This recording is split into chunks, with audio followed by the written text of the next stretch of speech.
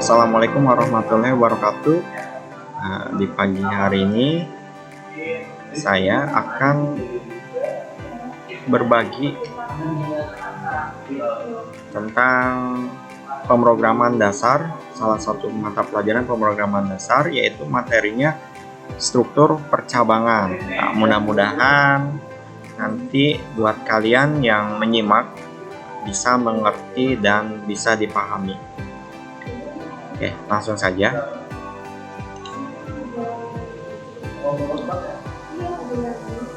Materi kali ini struktur percabangan yang adanya kalau di kompetensi dasar atau di KD itu sesuai dengan 3.6 menerapkan struktur kontrol percabangan dalam bahasa pemrograman. Sebelumnya kita kenalan dulu, apa sih percabangan itu? Apa itu percabangan dan kenapa dinamakan percabangan? Jadi buat yang belum pernah kuliah atau belajar tentang algoritma dan flowchart, mungkin ini istilah yang baru pertama kamu dengar ya. Nah, istilah ini sebenarnya untuk menggambarkan alur program yang bercabang pada flowchart logika. Jika maka digambarkan dalam bentuk cabang.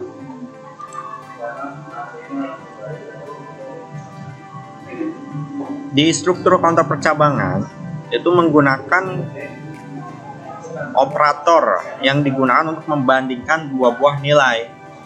Jadi operator ini juga dikenal dengan operator relasi dan sering digunakan untuk membuat sebuah logika atau kondisi. Ini contoh operatornya, ada lebih besar, lebih kecil, sama dengan. Nah, ini sama dengan ini kalau di bahasa Python, karena kita menggunakan bahasa pemrograman Python, sama dengannya harus ada dua. Nah, ini menandakan operator perbandingan, kita membandingkan. Nah, tidak sama dengan ditandai tanda seru, sama dengan satu kali ya. Lebih besar sama dengan, lebih kecil sama dengan.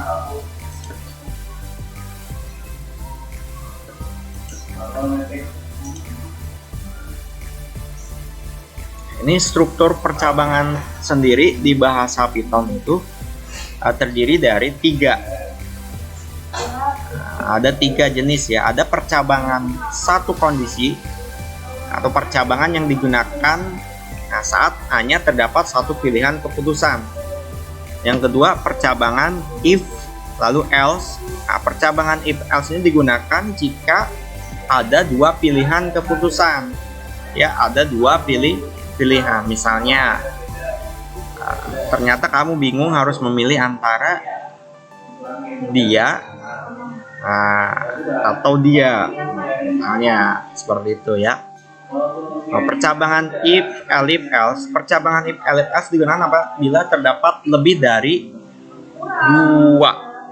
dua pilihan keputusan. Misalnya kamu ada tiga kondisi, misalnya. Oke, kita langsung ke contoh percabangan if ya. Ini contohnya, jika tidak lulus maka remedial ya. Contoh flowchart, misalkan kalau kita tidak lulus dalam ujian, maka kita harus ikut remedi, sedangkan kalau lulus tidak ikut remedi. Ini contoh flowchartnya. Maka kita bisa membuat kodenya seperti ini. Jika lulus sama dengan tidak, print, kamu harus ikut remedi. Ini contohnya. Jika lulus sama dengan tidak, maka cetak teks, kamu harus ikut remedi. Di sini kita menggunakan operator relasi sama dengan untuk membandingkan isi variabel, sedangkan tanda titik 2 adalah tanda untuk memulai blok kode if-nya ya. Penulisan blok if pada bahasa Python harus diberikan indentasi atau tab atau spasi 2 kali. Nih, seperti ini contohnya ya. Jadi harus dikasih tab ya agar memisahkan. Kita lihat, ini contoh penulisan yang salah. Ini sejajar. Yang benarnya dia harus dikasih jarak atau tab atau indentasi ya. Nah, ini contoh yang penulisan yang benar. Nah, kita akan coba buat ini ya, langsung menggunakan aplikasi Pindroid ya. If nilai lebih besar sama dengan 5, print. Kamu lulus. Nah, misalnya seperti ini. Ini contoh penulisan yang salah. Nah, maka ketika di play, nah, maka akan di sini tulisan syntax error ya. Kita penulisan yang benar. Soalnya kita kasih tab, nah seperti ini. Nah ini error. Kenapa error? Ini harus ada tanda titik 2 seperti ini. Ini tidak muncul apa-apa ya, karena nilainya sama dengan 2. Coba kalau kita kasih nilainya 8, maka kamu lulus. Jadi seperti ini ya contoh programnya. Coba nanti ini kalau sejajar, maka error. Lihat contoh penulisannya, if lalu kondisi ini tanpa kurung ya. Kalau di bahasa C++ ini harus menggunakan kurung di sini ya. Kalau di Python itu tidak. Jadi pembatasnya hanya titik 2 ya. If kondisi titik 2 lalu enter, maka ini harus menggunakan tab. Nah seperti ini, maka programnya benar. Nah maka kamu lulus. Ini kalau nilainya 4 misalnya kan, karena di sini kan kondisinya jika nilai lebih besar dari 5. Nah ini sedangkan di sini nilai 4, maka tidak akan muncul apa-apa ya. Nah coba kalau kita lanjut lagi ke percabangan 2 kondisi, percabangan if else. Percabangan if else digunakan saat terdapat 2 pilihan keputusan. Nah di sini ada contoh misalnya, jika umur di atas atau sama dengan 18 tahun boleh membuat SIM, sedangkan di bawah itu belum boleh. Nah ini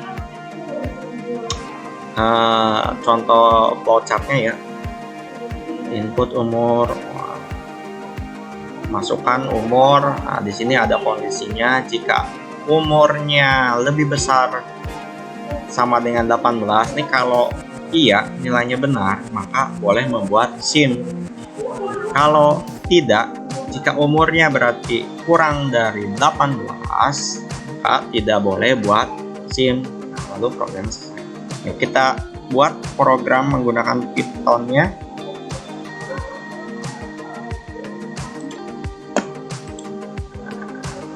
Kita buat.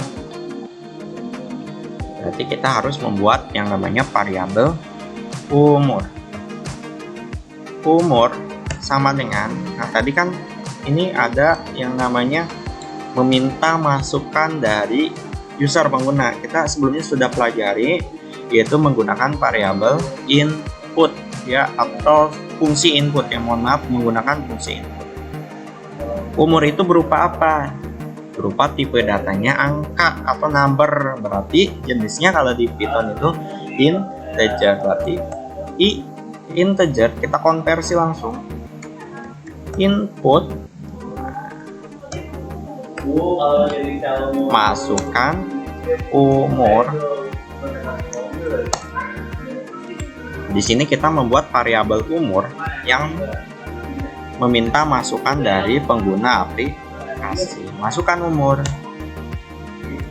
If umur lebih besar sama dengan 18 titik 2, print apa tadi yang di ininya yang akan ditampilkan, yaitu boleh membuat SIM. Anda boleh membuat SIM. Terus apa lagi? Else.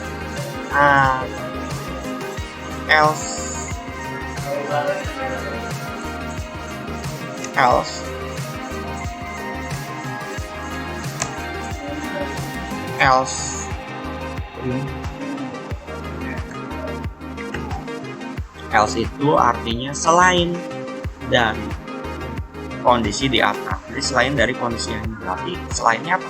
Itu umurnya kurang dari 18. Apa yang akan ditampilkan? Di sini ada ya, misalnya Anda tidak boleh membuat SIM. Oke, kita cek, kita jalankan. Masukkan umur. Misalnya kita masukkan umur 20.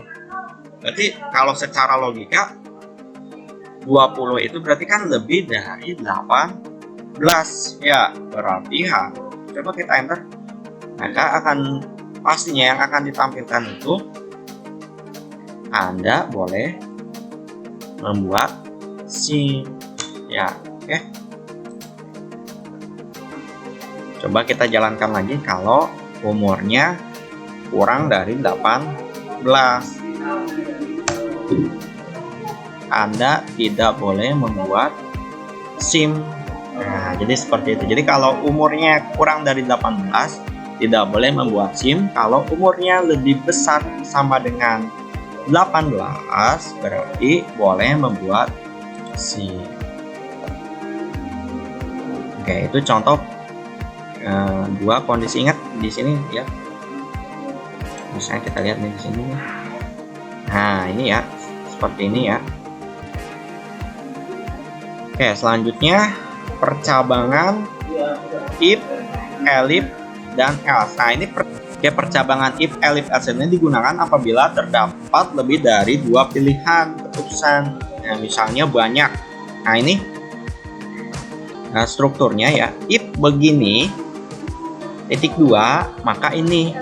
Elif, selain jika. Nah, kalau di bahasa Indonesia selain jika. Jika begini, titik 2, maka ini. Selain jika begitu, maka itu.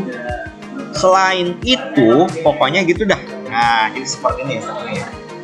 Kata kunci elif ini artinya else if, fungsi untuk membuat kondisi logika tambahan apabila kondisi pertama salah. Nah,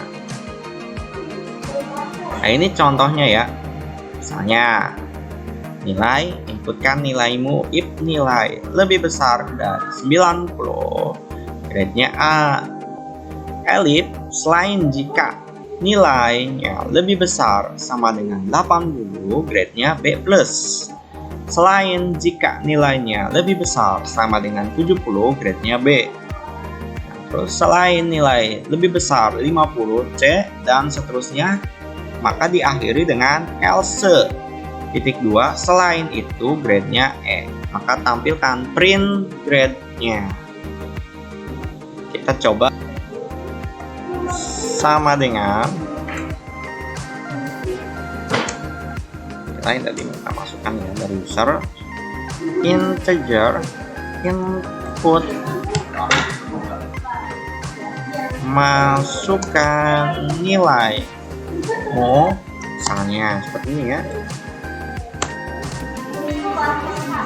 If nilai lebih besar sama dengan 80, kita ringkas saja ya. Print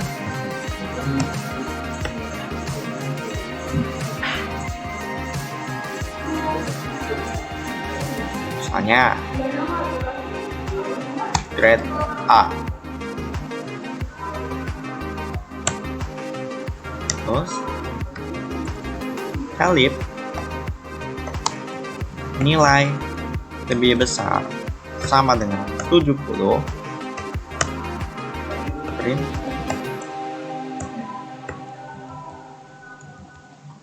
grade B Misalnya kita 3 kondisi aja. Elif nilai lebih besar sama dengan 60.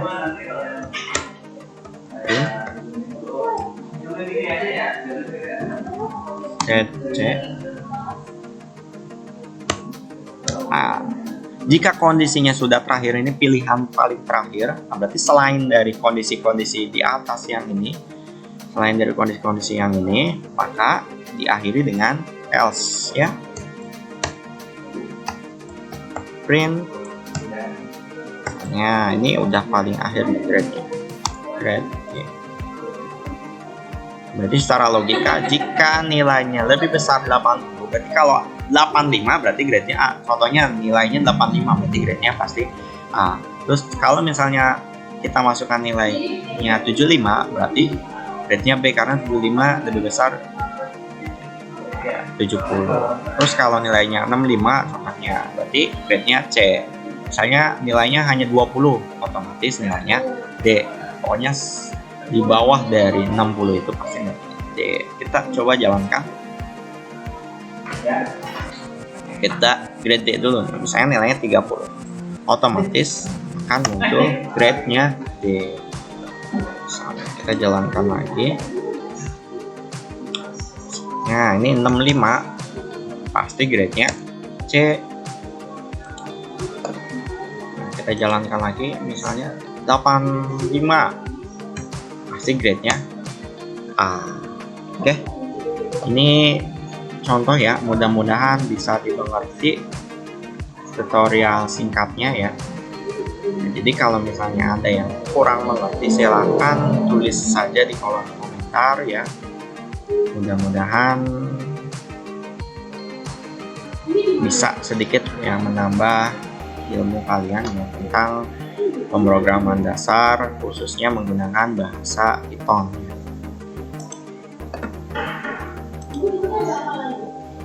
Nah, ini ada sedikit latihan soal ya, silakan dikerjakan ya latihan soalnya. Dipraktekkan latihan soalnya berikut ini menggunakan aplikasi yang sudah di-share, yaitu aplikasi Pidroid 3. Ya, praktekkan seperti ini print program kategori berdasarkan umur, dibuat oleh siapa, nama kamu ya, kelasnya kelas kamu, kelas apa. Nah, di sini ada variabel umur, kita membuat sebuah variabel umur. Jika umur ini dan sebagainya, silahkan dikerjakan dengan benar, lalu hasilnya dikirim ke email.